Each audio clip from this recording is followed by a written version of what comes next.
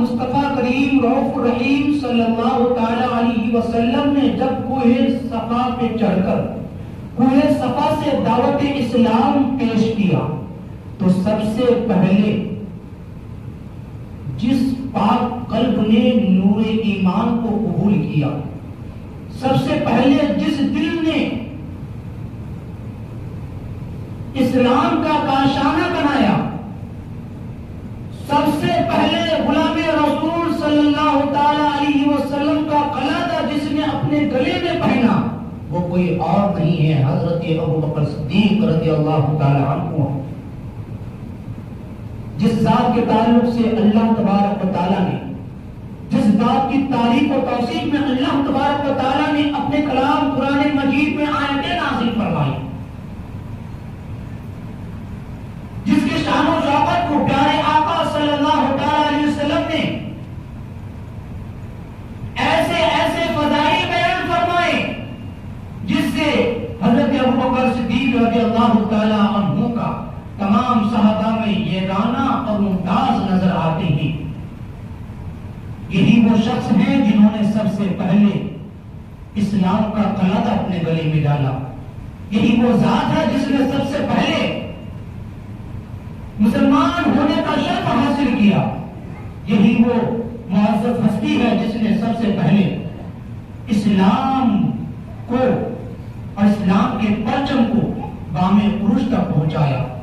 حضرات، یہ ابو بکر صدیق کون ہیں؟ آئیے میں آپ کو بتاتا چلوں بخاری شریف کے حوالے سے کہ حضور صلی اللہ تعالی علیہ وسلم جب بیمار ہو گئے، آپ کی عدالت بڑھنے لگی، تو پیارے آقا صلی اللہ تعالی علیہ وسلم نے حکم دیا، مرو ابا بکر فلیصلی بالناس، ابو بکر کو حکم دو، ابو بکر سے کہو کہ وہ لوگوں کی امامت کریں، وہ لوگوں کو نماز پڑھائیں۔ اللہ اکبر، رسول کائنات صلی اللہ تعالی علیہ وسلم بستر علالت پر جلوہ گر ہیں، اور پیارے آقا صلی اللہ تعالی علیہ وسلم ابو بکر کو حکم دے رہے ہیں کہ ابو بکر کو حکم دو اور ابو بکر سے کہو کہ وہ لوگوں کی امامت کریں، وہ لوگوں کو نماز پڑھائیں۔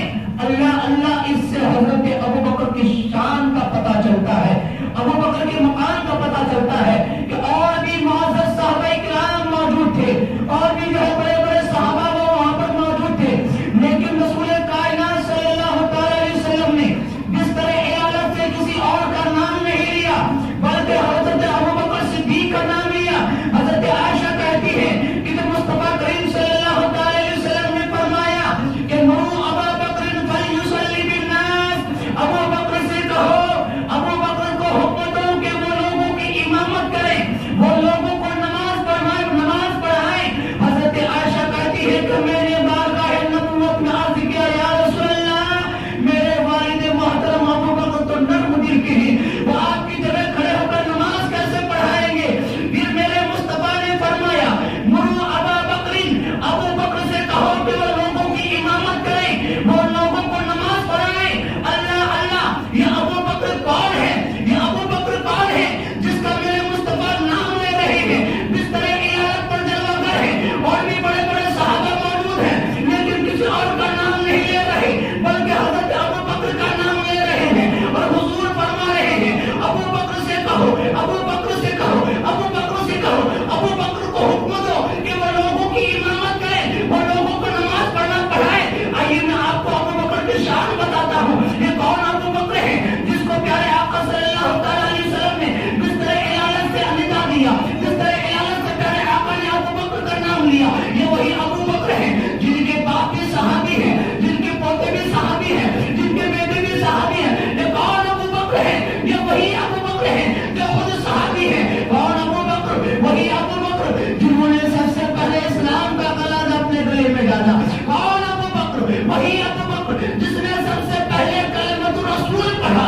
کون ابو بکر؟ وہی ابو بکر جس نے جو ہے رسول کائنات صلی اللہ تعالی علیہ وسلم کے دعوت اسلام پر لبیک کہا۔ کون ابو بکر ہے؟ وہی ابو بکر ہے کہ جن کی بیٹی کا نکاح پیارے مصطفیٰ صلی اللہ تعالی علیہ وسلم کے ساتھ ہوا ہے۔ کون ابو بکر ہے؟ وہی ابو بکر ہے جنہوں نے مصطفیٰ کریم کے ساتھ مکہ سے مدینہ ہجرت کیا۔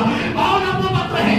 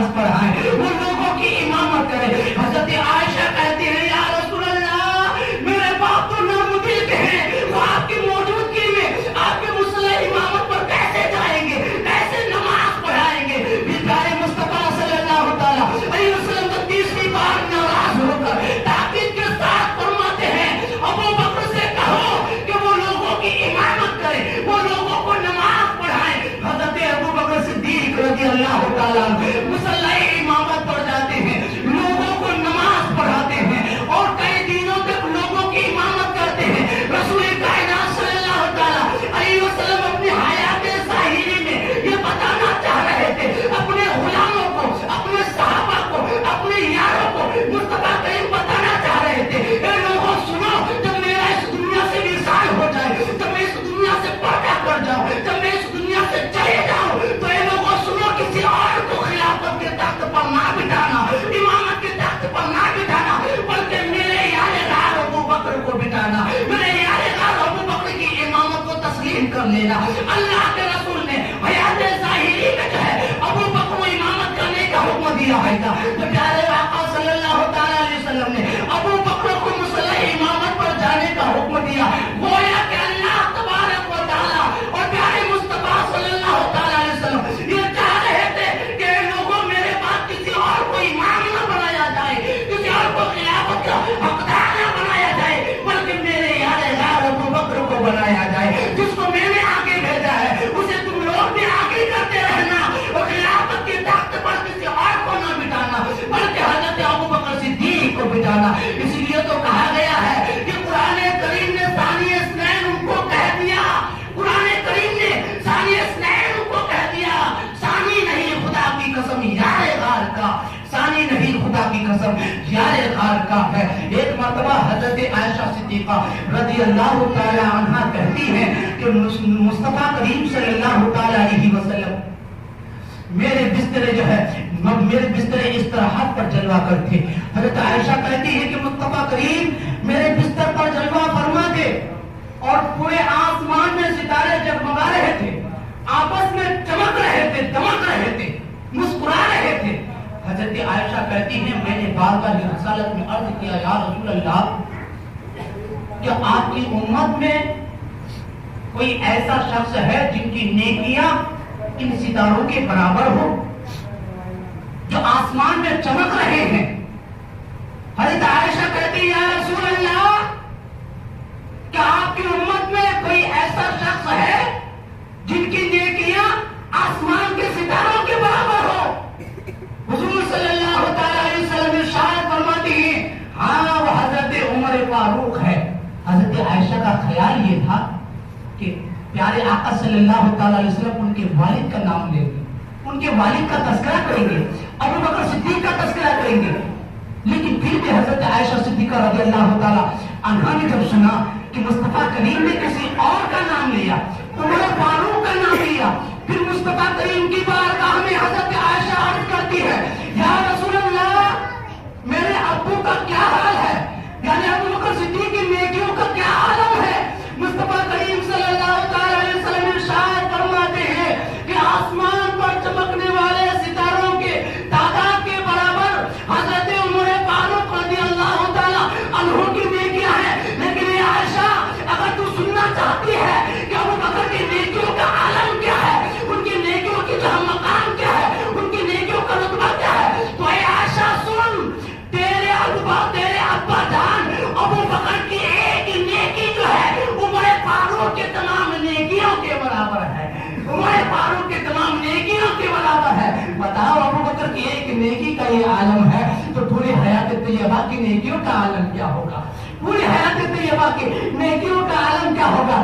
سنو اس حدیث پاک سے یہ بھی معلوم ہوتا ہے کہ مصطفیٰ کریم صلی اللہ تعالی علیہ وسلم کی نگاہ نبوت میں آسمان پر چمکنے والے ستاروں کی تعداد بھی ہے اور حضرت عمر کی نیکیاں بھی ہے۔ نگاہ نبوت میں ابو بکر صدیق کی نیکیوں کی تعداد بھی معلوم ہے۔ اور سنو اس حدیث پاک میں اس بات کا بھی علم ہو جاتا ہے، پتہ چل جاتا ہے کہ مصطفیٰ کریم صلی اللہ تعالی علیہ وسلم نے فرما دیا کہ جب ابو بکر کی ایک نیکی عمر فاروق کی پوری زندگی کی نیکیوں کے برابر ہے، مطلب یہ ہے کہ ابو بکر صدیق عمر فاروق سے افضل ہے۔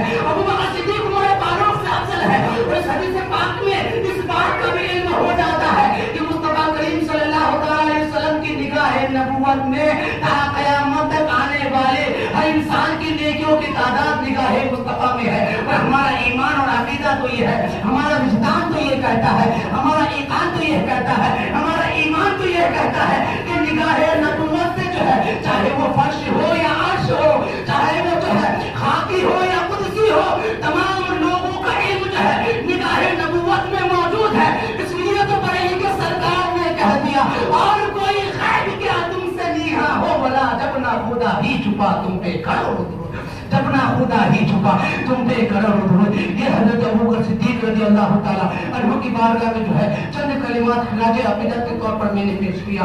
اللہ کی بارگاہ میں دعا وہ مولا ہم تمام لوگوں کو حضرت سیدنا صدیق اکبر رضی اللہ تعالیٰ عنہ کے فیضان سے تادم حیات مالا مال فرما۔ وما توفیق الا باللہ، لا الہ الا اللہ، محمد رسول اللہ صلی اللہ تعالیٰ علیہ وسلم۔